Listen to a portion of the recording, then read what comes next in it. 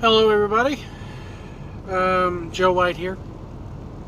Still stuck here in Early. I still don't know how to pronounce it. Arkansas. So, as an update to my last video about Hana Kimura, apparently that TV show is available on Netflix right now. It's in Japanese with English subtitles, and you can watch it. They have not released part 4. There's 4 different types of this terrace house. It reminds me a lot of Big Brother, except for at the beginning of the episode and sometimes during the episode, they have like a group of people watching what's going on inside the house, and you get their reactions to it. So I tend to fast forward those parts when I see them. But the episodes I have seen of it here in the last couple hours are actually not that bad. Is it wrong to say that, considering is what has happened?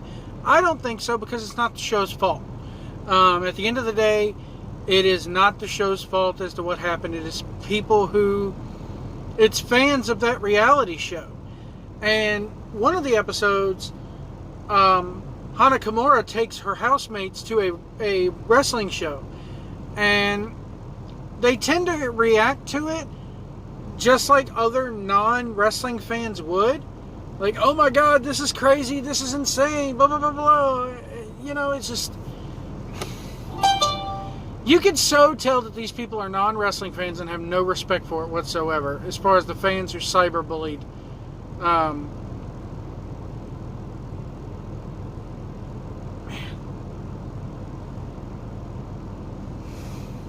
Just sucks. It just sucks because we can't blame this on wrestling. Part of me wants to thank God for that, if there is one. Fucking people. Anyway, moving on to the subject of this video. Sony is doing a state of play tomorrow at 4 p.m. Eastern, apparently, on The Last of Us Part 2. Ugh. Many other YouTubers are commenting on this today, and I agree with them. I guarantee you that comments will be disabled, live chat will be disabled, likes and dislikes will be disabled, all because of what has happened within the last month or so with this game. With the leaks and such. There's so much hate out there for it, and one YouTuber I watched hit the nail right on the head.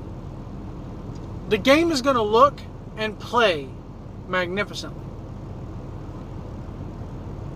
I'm wondering if people could put the storyline and the identity politics to the side and realize that video games are supposed to be, you know, it's a game first and foremost. So what do you focus on a game's point of view? Story is definitely part of it, but to me that's number 3. You know, the graphics and gameplay is what people... It's what reviewers tend to focus on the most. So this game is probably going to get high marks and high reviews. Partly because the Access Media does not want to piss Naughty Dog off, because heaven forbid they should get blacklisted and not get their free copies of the game weeks before it came out. According to people I have spoken to, reviewers have already, you know, the Access Media has already gotten their copies of the game. They're already playing it so that they can review it on June the 12th when the embargo lifts. So we'll see what happens here. I think this state of play is a mistake. I think that they should not be doing it. I think that they're... From a corporate standpoint at Sony, put yourself in their shoes. You have to disable everything. You have to disable the likes, the dislikes, the chat, the comments. You almost have to, so that there is a certain percentage of people out there that have not seen the leaks and don't know that it's leaked, and don't, you know, the normies, if you will, don't know about this situation. So from a marketing standpoint, from Sony's standpoint, they don't want those fans spoiled, so they're going to disable everything. And yeah, I'm still going to buy the game because it's one of those situations where you have to see it for yourself. The leaks, apparently there's been some shit going down on Reddit and 4chan about Ellie lives and maybe Joel. I've seen one crazy thing out there saying that Joel lives. Unless they went in the last month and, maybe they shot 2 different versions, one where Joel dies and one where Joel lives. Unless they went in the span of a month and redid everything, I highly doubt that they've changed anything. I really do. They didn't have time. They were already under crunch as it is, which is the second half of this whole backlash on Naughty Dog is the crunch culture, which I still say that it's nothing new. Crunch is nothing new in the gaming industry. It's just that it's come to public light in the past few years, starting with Red Dead Redemption 2 years ago. So I still say that, like when I became a trucker, I knew and I know that I'm not going to be home every night. I know that I'm going to be gone at least 12 days from my family and 12 days from my house. And 12 days I have to be stuck in this truck, sometimes longer if I choose to be. I knew what I was signing up for when I signed on the dotted line and said, yes, I will be an employee of your company. It's the nature of the beast. You know what you're signing up for. Now, I want to reiterate what I've reiterated many times on this channel. Naughty Dog refusing to give bonuses and refusing to, withholding people's paychecks, that is wrong.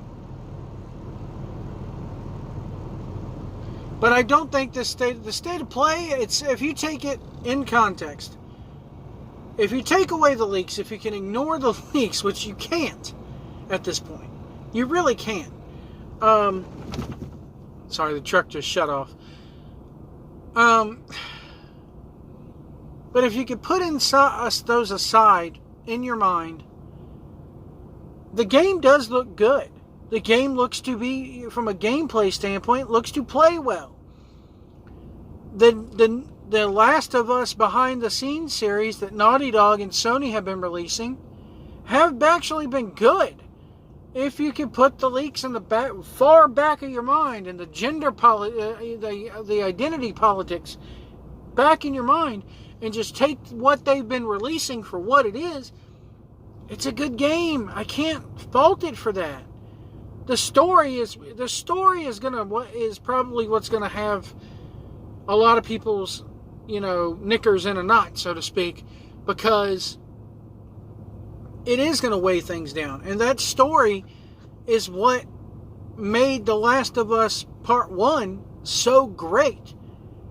Yes, the graphics were awesome. Yes, the gameplay's awesome. And yes, the graphics look awesome and the gameplay looks awesome in this game. It is a beautiful game to look at. But games nowadays are so story-driven that it's kind of taken things over. And again, to me, a video game should be, it's a game. At the end of the day, it's a game. I think the backlash on this was so great and so well warranted because of the identity politics and the message that they're shoving down our throats.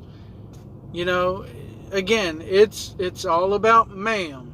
So, and whamming. And, I don't care that, and it has nothing to do with Ellie being a lesbian. I'm fine with that. I was cool with that.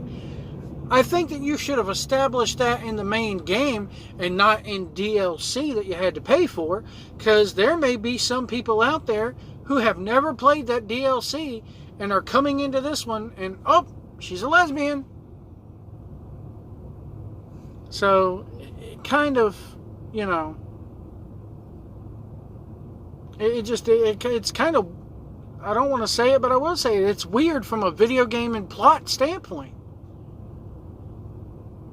to force this on us and to force the identity politics and to force the SJW-isms and everything like that into this. But the state of play, they've promised us, I believe it was 8 minutes of new gameplay, according to what my notes here on my tablet. Again, it's going to look great. It's going to play great.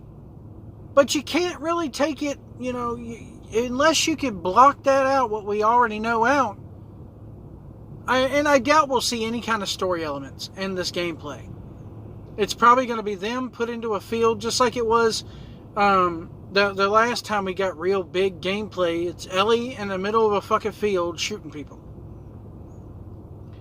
Hopefully this time we get some zombies involved, because at the core of the gameplay, it's a post-apocalyptic zombie survival game. Like The Walking Dead.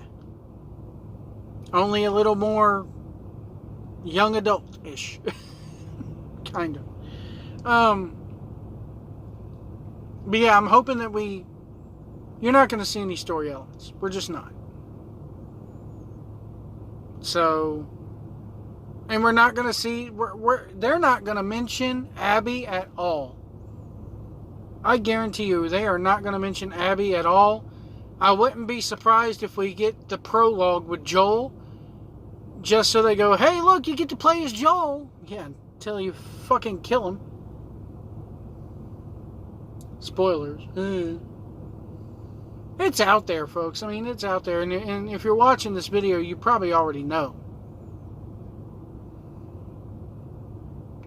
Anyway, I'll be watching the State of Play tomorrow.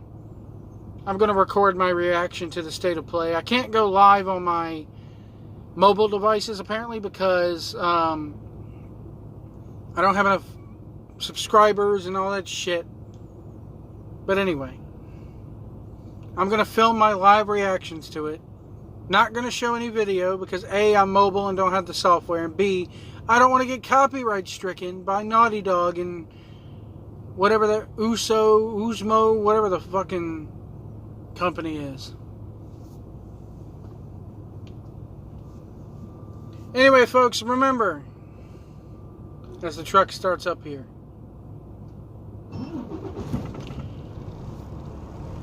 that light always goes off whenever the truck starts. I don't know why. If you see a big rig on the road, do not tailgate us. Give us lots of room out there. If you see our turn signals on, let us over. I've been seeing too much of that. It'll be a 3-lane highway. And if you see us trying to get into the center lane, you have a whole left lane that we're not allowed to travel into. Get in that left lane, let us make our pass, and then you can get back into the middle lane or the other lane or the far right lane, whatever the case may be. Let us over if we need to get over.